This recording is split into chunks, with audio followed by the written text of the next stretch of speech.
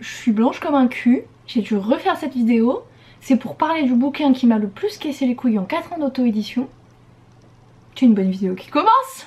Hey, c'est Charlie, j'espère que vous allez bien. Comme vous l'avez entendu dans cette petite intro, c'est la deuxième fois que je tourne cette vidéo pour un truc qui ne m'est jamais encore arrivé. Et ça l'a fait sur la vidéo suivante. Tant qu'à faire, autant bousiller bien le boulot. Je ne sais donc pas si cette vidéo va réellement fonctionner. J'ai fait une vidéo test qui a pas merdé, donc croisons les doigts. Aujourd'hui je vais vous parler du tome 2 de Misty. Vous le voyez, dans mes mains actuellement il se trouve une tasse. Pas du tout un livre, pour la simple et bonne raison que le papier arrivera dans 2 semaines je pense. Tout a été chaotique avec ce bouquin. Donc je vais vous expliquer par la suite pourquoi j'ai pas la preuve, mais bon vous l'avez compris, elle est pas dans mes mains, je l'ai pas encore reçue. Je vais partir du début, du commencement, c'est-à-dire en septembre, lors de l'écriture. Déjà je commence sur le mois de septembre, je suis un peu à la bourre, mais je sais que fin du mois, pendant 2 semaines, il y a Molanta. Molanta c'est un challenge d'écriture, c'est là où il faut le plus écrire pour faire gagner son équipe. Il y a des règles assez simples à respecter, notamment tu dois pas dépasser 4 heures sauf certains jours qui sont actés et qui sont pour toutes les équipes, et t'as des petits défis à relever chaque jour. Donc moi je me dis bon écoute c'est pas grave si t'es à la bourre, tranquille, tu vas pouvoir rattraper durant ce challenge. Donc je bosse surtout ma communication en septembre, enfin début septembre, plus j'écris 25 000 mots au lieu de 30 000, mais je suis là en mode tranquille, j'ai le challenge d'écriture. Première semaine j'écris 65 000 mots en 7 jours, je n'avais jamais écrit ça, c'était un truc de ouf. Mon équipe a tout de suite été la dernière pour une raison très simple, il y avait une fille qui n'écrivait pas. Et là vous dites c'est un challenge d'écriture, il faut écrire le plus possible, absolument. Les inscriptions se sont fermées en 2 minutes, mais il y a des nanas comme ça qui participent alors qu'elles sont pas d'écriture. Bon, elle nous a à toutes bousillé le moral. J'avais employé un petit terme violent pour la décrire. Bon du coup cette vidéo étant supprimée je me dis c'est peut-être un signe. On va juste dire que cette personne est déjà assez malheureuse comme ça dans sa vie. Je ne lui souhaite pas plus de malheur. Mais j'y pense. J'ai été extrêmement démoralisée quand j'ai vu que j'étais un peu la seule aussi à beaucoup écrire. Enfin j'étais la première de mon équipe.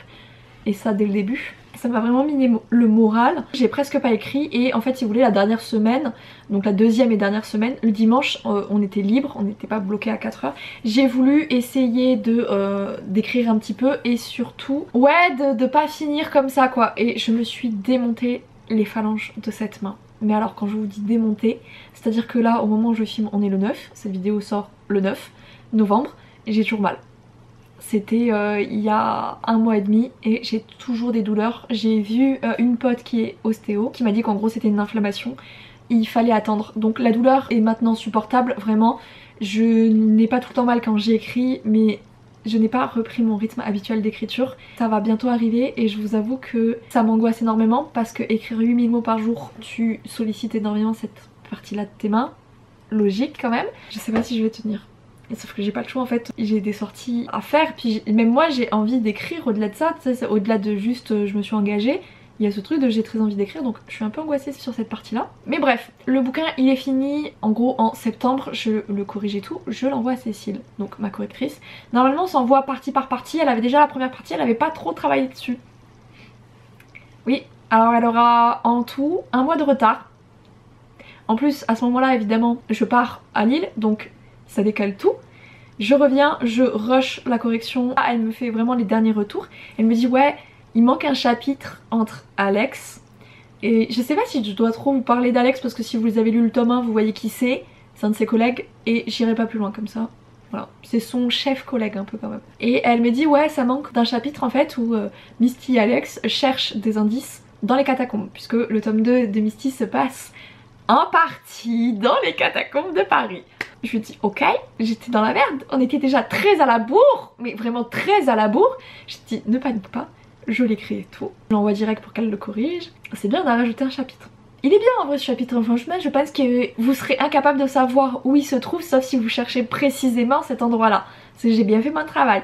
Mais qui dit chapitre dit un ajout supplémentaire puisque c'est pas du tout voulu, mais toutes mes héroïnes du multiverse du présent ont un petit message en début de chapitre. Et pour Misty c'est pas un petit, c'est un gros puisque ce sont des flashbacks. Chaque début de chapitre, flashback. Ouais mais moi j'ai déjà tout trouvé mes flashbacks du tome 2. Il y a rien qui me vient à l'esprit là, c'est le vide, c'est le néant, je suis là en mode qu'est-ce qui se passe? Je suis là en mode flashback et ça fait flashback. Y a rien dans mon esprit, y a rien, c'est vide. Je n'ai pas d'idée parce que pour moi le livre dans ma tête, dans la partie écriture, il est clôturé. Et il est clôturé depuis pratiquement, que dis-je, ça fait un mois dans mon esprit qu'il est clôturé. Donc si tu veux rajouter une partie où on me dit clairement il manque ça, ça et ça va. Je veux dire c'est presque de la commande que je te fais quoi. Trouver des idées sur l'écriture alors que dans ma tête c'est déjà bouclé. J'ai trouvé un flashback que je trouve ma foi cool. C'était encore un truc que je n'avais pas exploré. J'avais pas vraiment prévu de l'explorer. Mais bon, je pars toujours du principe que le destin est là et il te mène. Il mène ta petite barque pour toi aussi quoi. Bref, je trouve mon flashback. Cécile le corrige, je fais la maquette, je commande l'épreuve et ça c'était ce lundi. Non, l'épreuve je l'ai commandée mardi parce que je l'ai oublié. En fait vous savez, bah non vous savez pas, mais sur Amazon quand on demande l'épreuve, donc vous savez c'est le livre avec, évidemment je n'en ai pas à côté de moi, avec le bandeau vous savez ne pas publier, c'est ce que je vous présente à chaque fois, à chaque début de vidéo quand je dois vous présenter le livre. Cette partie là en fait je dois la commander à Amazon dans le sens où je lui dis je veux un exemplaire.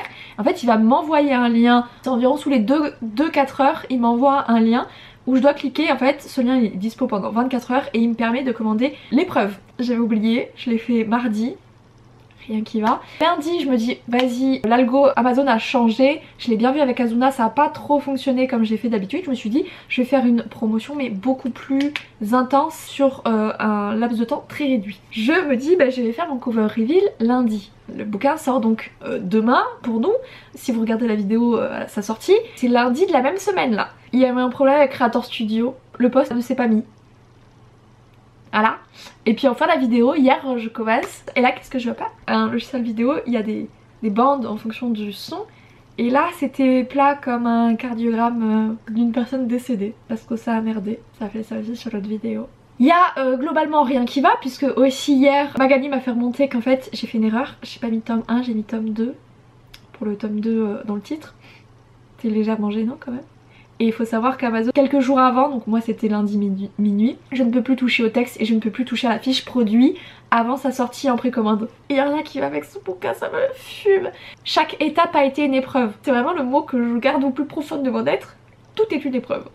Donc bon écoutez, j'espère que là ça va bien se passer, que cette vidéo va se faire, sinon je tourne dans le vide là. Du coup le tome 2 de Misty, on continue de suivre Misty. Cette fois elle sera accompagnée de Artemis et Azuna puisque ça suit les sorties. Donc avant il y a eu le tome 2 d'Artemis et Azuna et donc si vous lisez tout le multiverse vous savez pourquoi elles rejoignent Misty. Si vous lisez pas tout le multiverse ne vous inquiétez pas, on vous dit clairement très rapidement pourquoi elles sont là. Vous ne serez pas perdus dans tous les cas. Toutes les trois vont se retrouver au cœur d'une enquête. Une jeune femme est retrouvée assassinée et surtout totalement vidée de son sang. Bien entendu, ça va se tourner vers les vampires hein, puisque Paris est divisé en deux. Une partie pour Queen, donc pour les loups-garous, et la partie droite pour les vampires. On va très vite se rendre compte que, encore une fois, Misty ne nous a pas tout dit sur son passé et qu'elle connaît un vampire qui a été fut un temps un des amours de sa vie. Et que ça s'est pas bien terminé. Pas bien du tout. C'est-à-dire que ils se sont aimés d'un amour extrêmement fort et violent et ça finit en trahison. J'ai tellement hâte.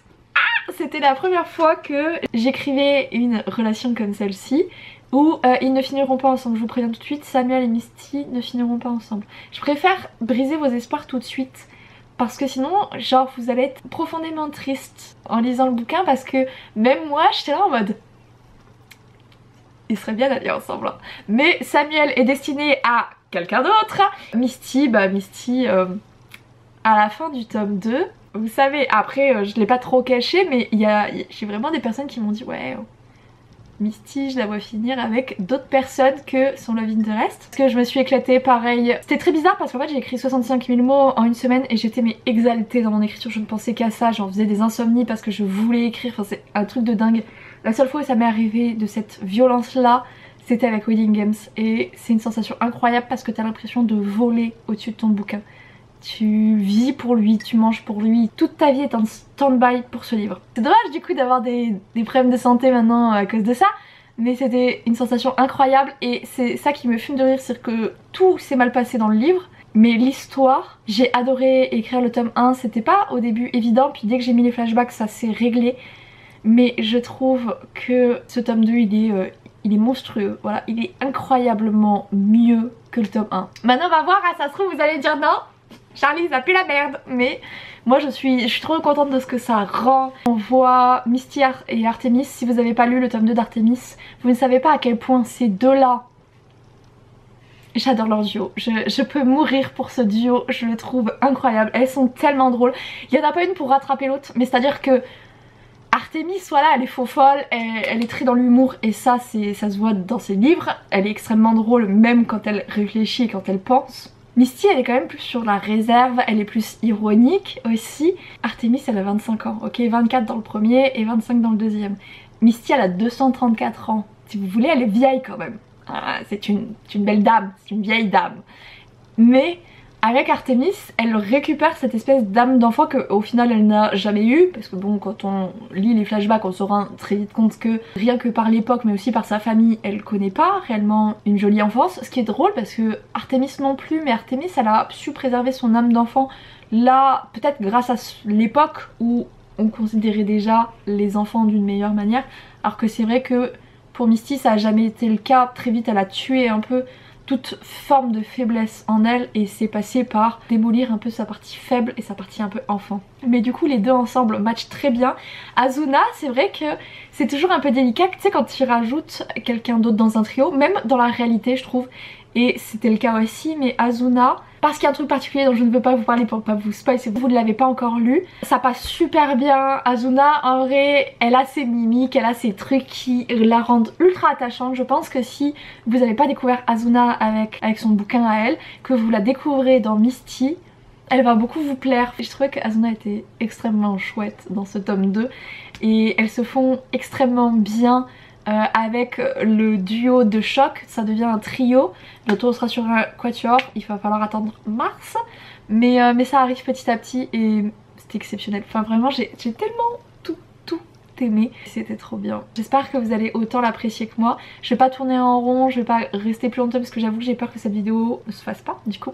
Donc je vais vous laisser là, j'espère que ça vous aura plu. La précommande, le lien, tout ça, tout est dans la description.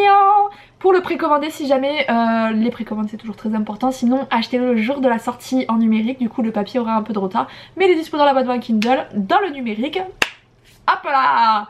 Bref, j'espère que ce tome 2 va bien se passer en termes de sortie, et moi je vous dis ciao ciao.